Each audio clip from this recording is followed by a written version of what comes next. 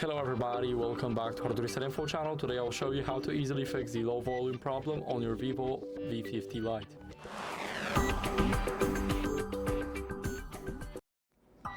So first, let's start off by trying to adjust the volume in settings. So go over to settings, and here what we need to do is scroll up until we see the sound and vibration. Now here, make sure that everything is at least more than a half, and make sure that you're also on the ring mode. Now make sure that you are not in the do not disturb mode, so make sure that this is off, and here it's great. So now what you guys can do is try to clean the speaker or the headphone port. It's very important. And the next one is to basically update your software to fix any audio glitches.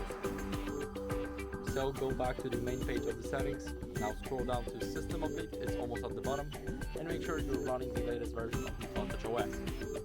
So if none of that works and you still have low volume, then go over to system management. Here, back up all of your important files since you will lose them.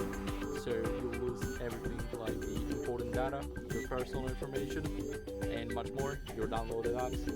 So first, back up your phone, then go to reset options. Now go to erase all data, and here click erase all data once, and then again.